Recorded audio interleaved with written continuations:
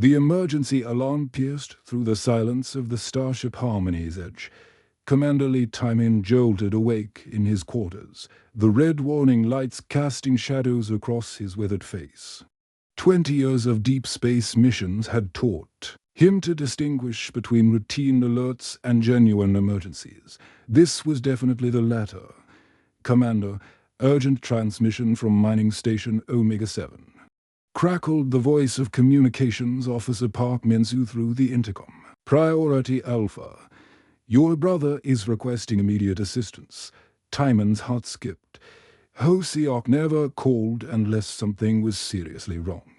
His younger brother had always been the cautious one, methodical in his research on distant worlds, studying alien life forms with the patience of a monk. For him to send a priority alpha signal meant trouble. The holographic display flickered to life as Time-In entered the command bridge. Ho-Seok's familiar face appeared, but something was different. His usually neat hair was disheveled, his eyes darting nervously round what looked like a cramped storage room. "Time-In." "Thank the stars you answered," Ho-Seok whispered, glancing over his shoulder. "I need your help, but you're not going to like what I'm about to tell you." "Just tell me what's wrong," Time-In replied, noting the tension in his brother's voice. Ho-Seok took a deep breath. 3 days ago, the mining operation here broke through into an underground cave system. What they found wasn't oro crystals. It was a crash site, an Alteri transport vessel, probably been there for months. Time-In frowned. The Alteri were a peaceful trading species, known for their advanced healing abilities and gentle nature. They rarely ventured into human territory, preferring the outer rim systems where conflict was minimal. The miners thought the ship was empty at first. Ho-Seok continued. "But I detected faint life signs deep in the tunnels. When I went to investigate, I found him. The camera shifted, and Time-In saw something that made his breath catch. Sitting beside Ho-Seok was a small figure, no bigger than a human child, with pale blue skin that seemed to shimmer in the dim light. Large, dark eyes stared directly at the camera with an intelligence that was unmistakably sentient. The creature's thin limbs were wrapped in makeshift bandages. Despite its alien features, there was something profoundly vulnerable about its appearance. "His name is Kiwon," Ho-Seok said softly, placing a protective hand on the creature's shoulder. "He's been alone down here for months. His family's transport was attacked by raiders while carrying refugees to the outer colonies. He's the only survivor." The Alteri child looked up at Ho-Seok with obvious trust, making soft clicking sounds that seemed almost like words. Ho-Seok responded with gentle gestures, and it was clear they had developed some form of communication. "Ho-Seok, you need to report this to the Colonial Authority immediately," Time-In said, though his voice lacked conviction. "You know the protocols for first contact situations." "They'll take him away," Ho-Seok replied firmly. "Ship him off to some research facility where they'll study him like a specimen. He's not a lab rat, Time-In. He's a child who's already lost everything." The mining station supervisor, a gruff man named Choi Sang-ho, appeared in the background of the transmission. "Commander, your brother's been hiding that thing for 3 days. My crew is getting nervous. Some of them think it might be dangerous." "Dangerous?" Ho-Seok's voice rose in anger. "Kiwon can barely walk without help. He's been living on scraps of food and tunnel water. The only thing dangerous here is our complete lack of compassion." Time-In watched as his brother gently offered the alien child a protein bar. The creature accepted it with both hands, making those same clicking sounds that almost sounded like gratitude. There was something about the interaction that reminded Time-In of their own childhood, when Ho-Seok would share his lunch with stray animals behind their grandmother's house. "The Colonial Authority will want to question him about the raiders," Time-In said slowly. His testimony could help prevent future attacks. He's traumatized. Time in. He barely sleeps. And when he does, he has nightmares. I've been teaching him basic Korean. And he's incredibly intelligent. But he's also terrified of being abandoned again. The transmission flickered as mining equipment powered up in the background. Through the static, Taimin could see Kiwon moving closer to Hosiok, seeking comfort from the only person who had shown him kindness, brother. Hosiok's voice was barely audible now. Remember what grandmother used to say, family isn't just about blood. It's about who you choose to protect. Taimin closed his eyes, feeling the weight of command and the pull of family loyalty. His military training demanded he follow protocol. But his heart knew Hosiok was right. The galaxy was vast and often cruel. But moments like these reminded him why humanity had ventured into the stars in the first place. How long before the authority ships arrive? He asked quietly. 6 hours, maybe 7 if we're lucky. Taidashmin looked at his navigation officer. Set course from mining station Omega-7. Maximum warp. The choice was made. The sleek black warship. Iron Fist materialized from hyperspace like a predator emerging from the void. Admiral Park Ji-1 stood on the bridge, his cold eyes fixed on the mining station below.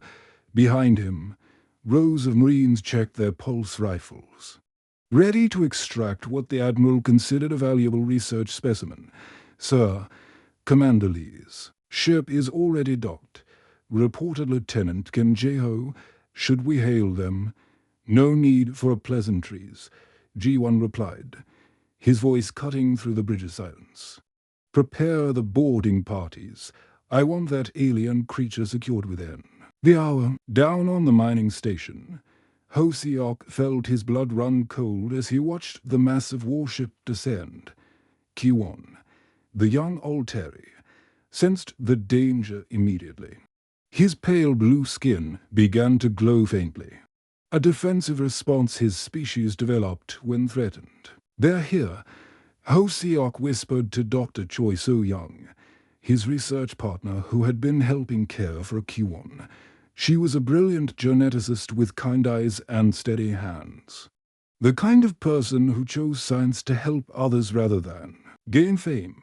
The service tunnels, So-young said quickly, gathering their emergency supplies. I mapped them yesterday. There's an old transport pod in Section 7 that might still work. Kiwon looked between them with those large, intelligent eyes, understanding more than he could express in his broken Korean.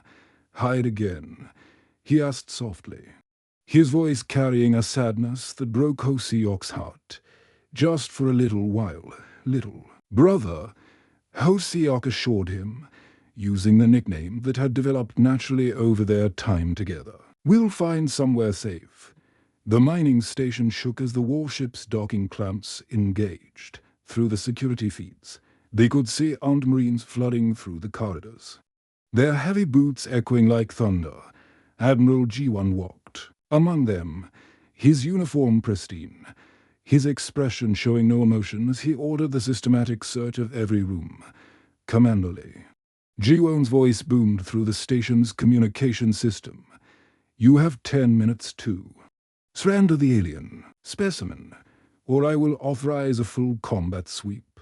In the service tunnels, Hosiok, So-young, and Kiwon crawled through narrow passages that reeked of industrial coolant and recycled air.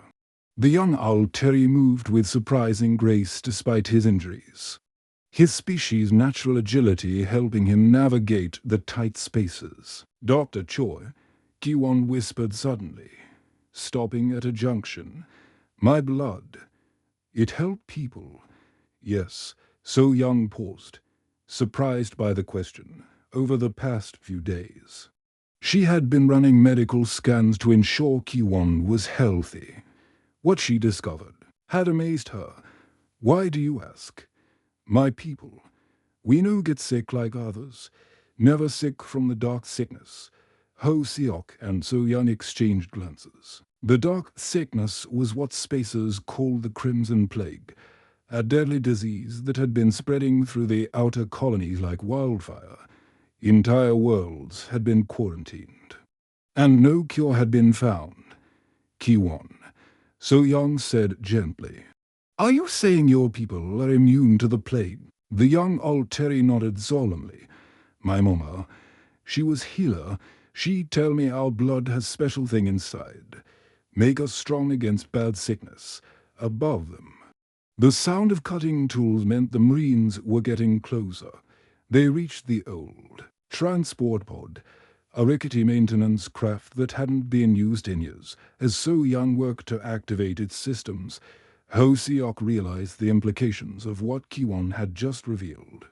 "If the Alteri are immune to the Crimson Plague," he whispered, "then G1 doesn't just want to study Kiwon. He wants to weaponize him." The transport pod's engines coughed to life just as the tunnel entrance exploded behind them.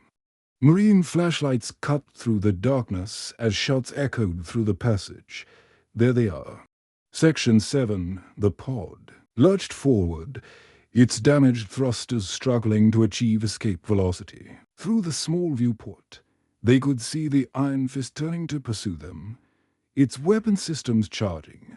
But they weren't alone in space. A smaller, faster ship had been watching from the asteroid field nearby, the Shadow Runner, captained by Yoon Dae-hyun, a mercenary with a reputation for completing any job if the price was right. Dae-hyun had been hired anonymously to track down the fugitives and report their location. He was a man who asked few questions and cared little about politics. But as he watched the massive warship preparing to fire on a barely functional transport pod, something didn't feel right. "Captain," his ship's AI, Jin, reported in a smooth voice, "thermal scans show 3 life forms on that transport. One appears to be a juvenile through his scope." Dae-hyun could see into the transport's cockpit. There was a young man frantically working the controls, a woman holding what looked like medical equipment, and between them, a small figure with distinctly non-human features. "They're running from their own military," Dae-hyun muttered to himself.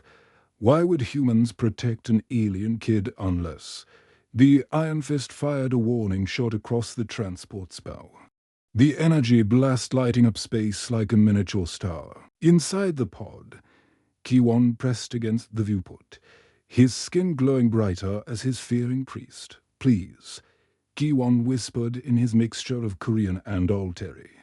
"No, won't hurt anybody. Just want family." Something in the child's voice, transmitted accidentally over an open comm channel, made Dae-hyun's chest tighten. He thought of his own younger sister, lost in a pirate raid years ago. The same helpless terror in her voice during their final transmission. "Jin, jam the warship's targeting systems," Dae-hyun ordered suddenly. "Captain, that would violate our contract with the client. Do it anyway." The Shadow Runner streaked between the two vessels, its electronic warfare suite scrambling. The Iron Fist sensors. In the confusion, the transport pod managed to jump to hyperspace, disappearing into the cosmic void. Dae-hyun stared at the empty space where they had vanished, wondering when he had become the kind of man who would protect a child from his own employers. The emergency broadcast cut through every communication channel in the galaxy like a scream in the darkness. Ho-Seok watched in horror as the holographic display showed colony after colony falling silent. The Crimson Plague had spread faster than anyone predicted, turning thriving worlds into ghost towns within days. New Seoul Colony, population 12 million, has gone completely dark, the news anchor reported, her voice trembling. Medical teams attempting to reach the surface have found no survivors. The plague appears to be airborne and spreads through direct contact. Kiwon sat beside Ho-Seok in their cramped hiding spot aboard an abandoned cargo freighter, his large eyes reflecting the terrible images on the screen. The young Alteri had learned enough Korean over the past weeks to understand what was happening. His small hand reached out to touch Hoseok's arm. "My people blood.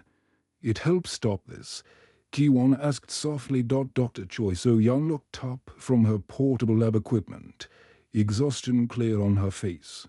She had been working round the clock, analyzing Kiwon's blood samples with the limited resources they had. "The antibodies in your system are unlike anything I've ever seen.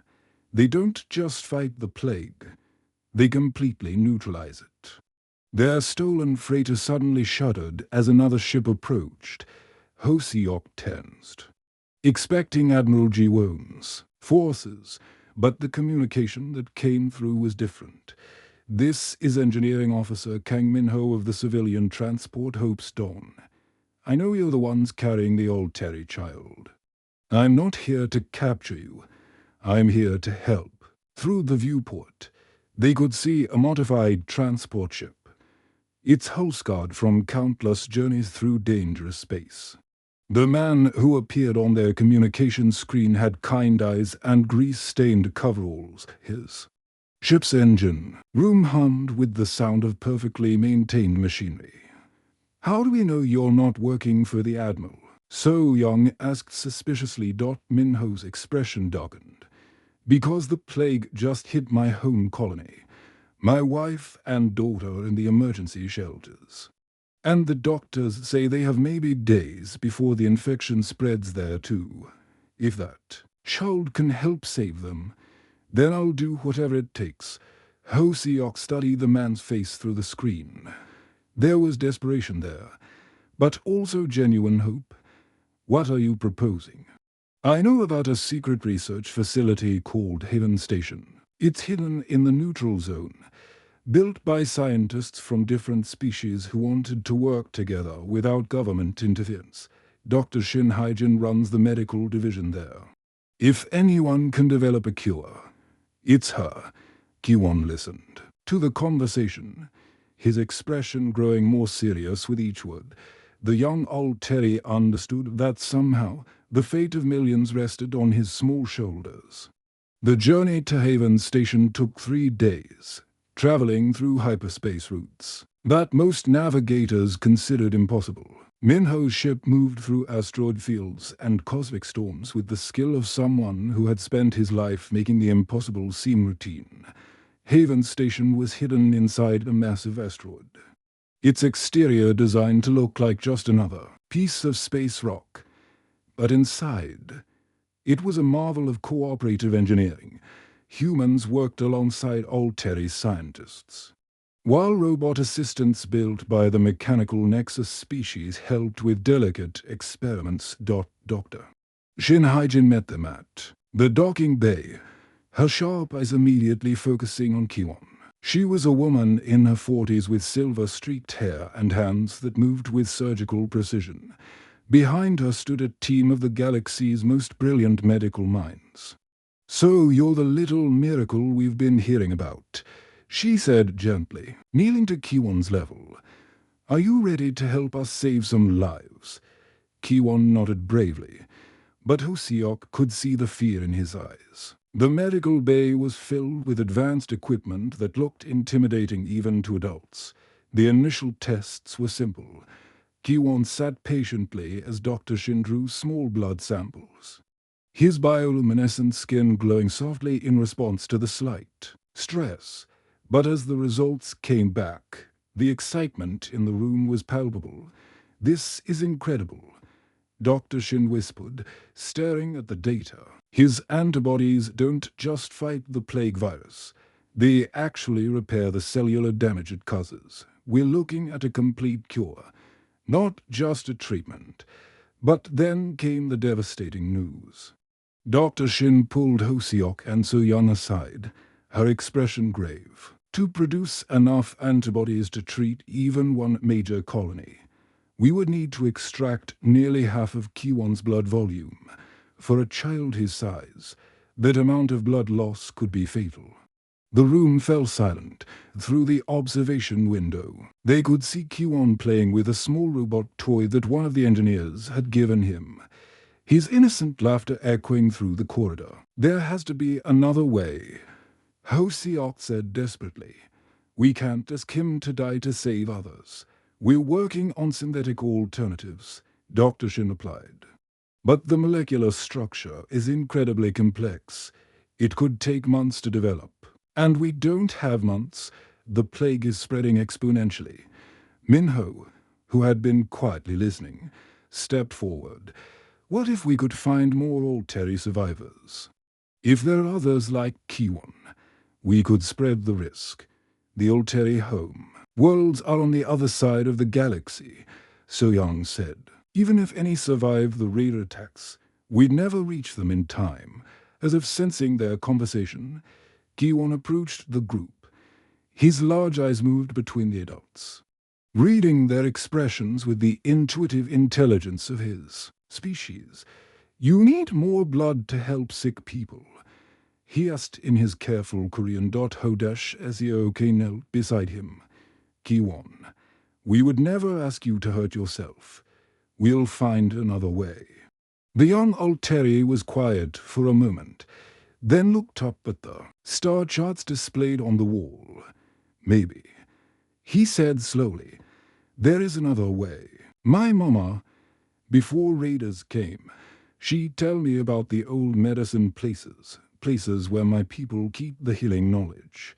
Dr. Shin leaned forward. "What kind of places? Hidden places?" Kiwon explained. "Where the wise ones keep the blood. Medicine safe. If we find them, maybe we no need so much from me." For the first time in days, hope flickered in the room. But they all knew that finding these hidden Alteri medical caches would be like searching for stars in an infinite sky, while below them, entire worlds continued to die. Kiwon stood at the observation deck of Haven Station, watching the stars. Through the reinforced glass, his small hands pressed against the cool surface as he counted the distant lights, each one representing worlds where people were dying from the plague. At 8 years old in human terms, he carried the weight of the galaxy on his shoulders. "Little brother," HFY approached quietly, using the nickname that had become natural between them. "You should be resting." Kiwon turned, his luminescent skin dim with worry. "I dream about the sick people. They call for help, but I too scared to give enough blood." His Korean had improved dramatically, though he still mixed in Alteri words. When emotions overwhelmed him, Dr. Shin Haijin had spent sleepless nights trying to find alternatives. The hidden Alteri medical caches Kiwon mentioned remained elusive, and synthetic antibody production was moving too slowly. Meanwhile, the plague count climbed higher every hour. "Kiwon," Dr. Shin said gently, approaching with her latest results. "We've found something. Your people didn't just develop immunity naturally. Your blood contains microscopic organisms that actually eat the plague virus, if we can cultivate these organisms safely." "How much blood?" Kiwon interrupted, his large eyes meeting hers directly. "Still more than we'd like, but significantly less than before. Maybe 20% instead of 50. Kiwon nodded solemnly. "I'd do it. People dying because I too scared. No," HFY said firmly, pulling his adopted brother closer. "You're not scared. You're smart. There has to be another way." That's when an unexpected visit arrived at Haven Station. Yoon Dae-hyun's ship, the Shadow Runner, docked quietly during the night shift. The mercenary who had helped them escape, Admiral Ji-won, now stood in their medical bay, his usual confident demeanor replaced by something more vulnerable. "I've been tracking the plague's spread," Dae-hyun said without preamble. "My home colony just sent out a distress signal. 15,000 people, including the family I haven't seen in 3 years because I was too proud to go home." HFY studied the man who had once hunted them. "What changed your mind? Watching that kid choose to protect strangers over his own safety?" Dae-hyun replied, glancing at Kiwon. Made me remember why I became a pilot in the first place. Before the money and the contracts, I wanted to help people. Commander Timon's rival the next day completed their unlikely team. Oceok's older brother brought with him a small fleet of ships and crew members who had quietly defected from Admiral Jiwon's increasingly extremist faction. The admiral's been replaced, Timon announced grimly. General Nam Wujin is now in charge of the military response. He's convinced that the plague is divine punishment for humans contaminating themselves by associating with alien species. Dr. Shin looked up from her workstation. That's completely insane. The plague affects all species equally. Logic isn't his strong point, Timon replied. He's declared Kiwon an enemy of human purity and ordered Haven Station destroyed. Working round the clock, the team developed a revolutionary extraction method. Instead of taking large amounts of blood at once, they would use a specialized machine that could filter Kiwon's blood, harvest the healing organisms, and return the cleaned blood to his system immediately. It's like a very advanced dialysis machine, Dr. Shin explained to Kiwon, showing him the sleek device her team had built. You will be connected for about 6 hours, but your blood never leaves your body for more than a few seconds. Kiwon examined the machine with the curiosity of a child and the seriousness of someone who understood its importance. Will it hurt? A little, Dr. Shin admitted honestly. But Hoseok will be right there with you the whole time. The procedure began at dawn. Kiwon lay on a specialized bed designed for his smaller frame, his hand firmly gripping Hoseok's. The machine hummed softly as it began its work, microscopic filters separating the healing organisms from Kiwon's blood. Tell me about your home, Kiwon whispered, trying to distract himself from the strange sensations. Hoseok smiled, launching into stories about his childhood with Timon. Their grandmother's garden, and the first time he saw a spaceship, Kiwon's. Eyes grew heavy as the procedure continued, but he fought to stay awake, as if his consciousness was needed to make the cure work. That's when the alarms began screaming. Incoming fleet. Daehyun's voice crackled over the intercom from his position in the command center. 20 warships, flying General Nem's colors. They'll be in firing range in 10 minutes. The station shook as the first enemy ships dropped out of hyperspace. Through the medical bay's viewport, they could see the sleek black vessels ranging themselves in attack formation. We need more time, Dr. Shin said urgently, checking the extraction progress. Another 2 hours at minimum. Then we give you 2 hours, Timon replied, his command training taking over. All defensive positions, prepare for battle. Kiwon tried to sit up, but the medical connections kept him in place. I help fight. Your job is to stay right here and keep being brave, Hoseok told him, though his own hands were shaking with fear. The first bombardment rocked Haven Station like an earthquake.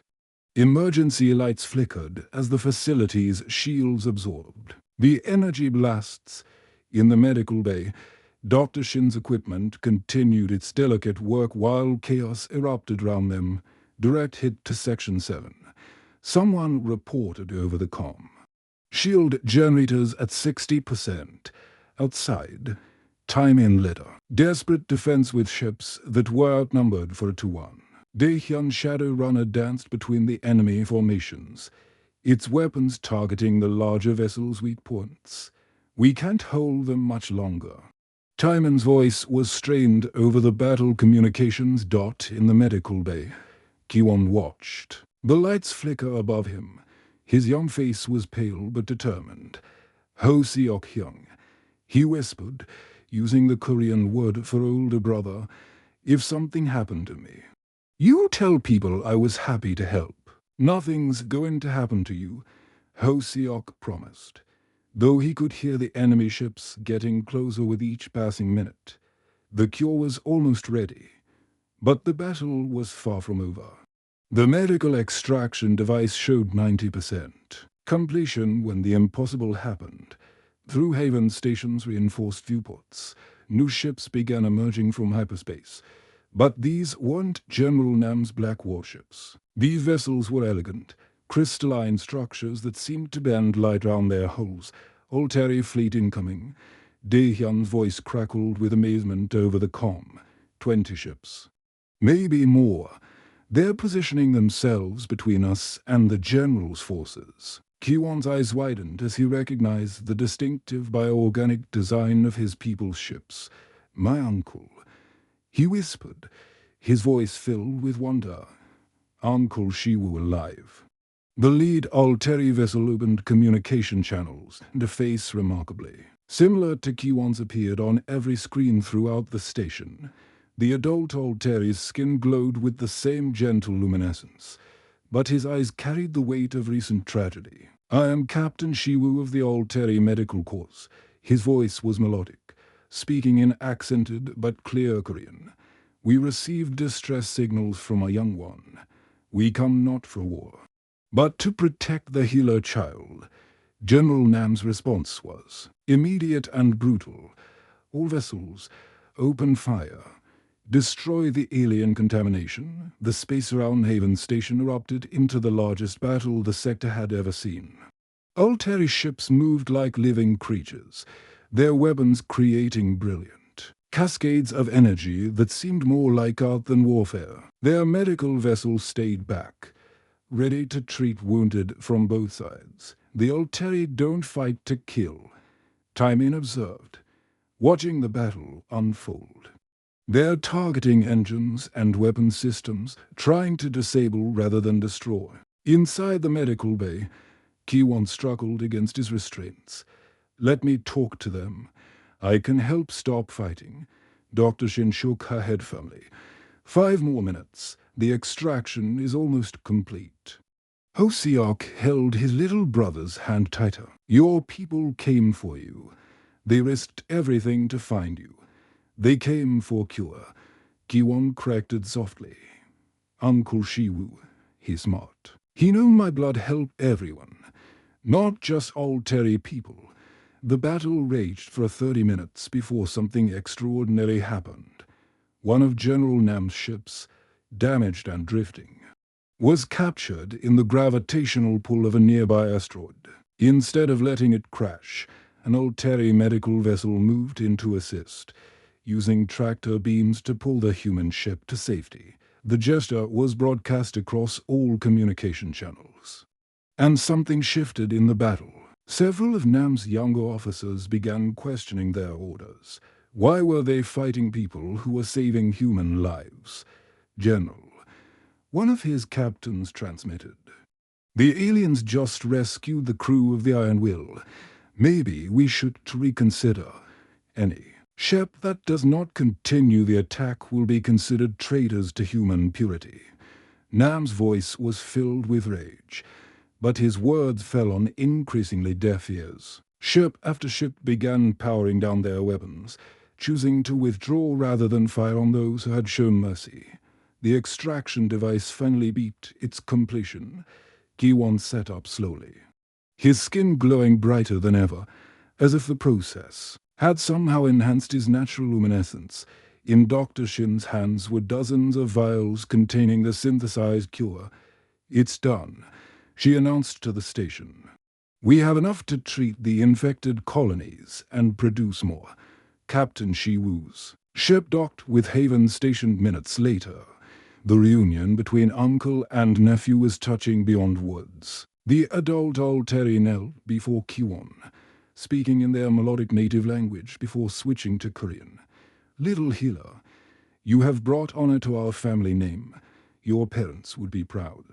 Kiwon looked between his uncle and Hosiok, torn between two worlds. Uncle, this is my human family. Hosiok Hyung take care of me when I had nobody. Shiwu studied Hosiok with eyes that seemed to see into souls. You protected our child when your own kind would have used him. You have earned the gratitude of all Alteri. The distribution of the cure began immediately. Alteri medical ships worked alongside human vessels. their combined technology creating a delivery system that could reach every infected world within days. The robot assistants from the Nexus species helped coordinate the massive logistics operation. 1 month later, the plague was officially declared eradicated. The celebration took place on New Geneva, the first world to be completely cured. Representatives from dozens of species gathered to witness something that had never happened before in galactic history. HFY Orcs stood before the Interspecies Council, holding Kiwon's hand as legal documents were signed. I, Kim HFY Orc, formally adopt Kiwon of the Alteri people as my brother, with all rights and protections of human law. The Alteri delegation, led by Captain Shiwu, signed matching documents. And we, the Alteri High Council, formally recognize this bond, extending our kinship to include Kim HFY Orc's family. Commander Taimin, now promoted to Admiral, announced the formation of the Protection Fleet, a new military organization dedicated to defending all species rather than conquering them. Ships that once carried weapons of war were converted into mobile hospitals and rescue vessels. General Nam was quietly retired, his followers either joining the new fleet or finding civilian occupations. The Age of Species. Purity had ended before it could truly begin. 6 months later, Haven Station had become a permanent symbol of cooperation. Scientists from every known species worked together, with human ingenuity combining with Alteri healing knowledge and Nexus mechanical precision. Kiwon, now officially Kiwon Kim, split his time between learning at the station and visiting both his human and Alteri families. He had grown taller, his confidence blooming as he realized his place in the galaxy was secure. On the anniversary of the plague's end, HFY Orc found his little brother on the observation deck, watching the stars, as he had that fateful night so long ago. "What are you thinking about?" HFY Orc asked. Kiwon smiled, his skin glowing with contentment. "I'm thinking about how big galaxy is, but how small it feels when everyone is family." Through the viewport, they could see ships from dozens of species docked together, their crews working side by side. Children of different species played in the station's gardens, their laughter echoing through corridors that had once known only the sound of war. Humanity had ventured into the stars seeking new worlds to conquer, but they had discovered something far more valuable. They had learned that the greatest strength wasn't in the weapons they could build or the enemies they could defeat. Their greatest strength was in the family they could create. One that stretched across the galaxy and included every soul willing to call each other brother. The end.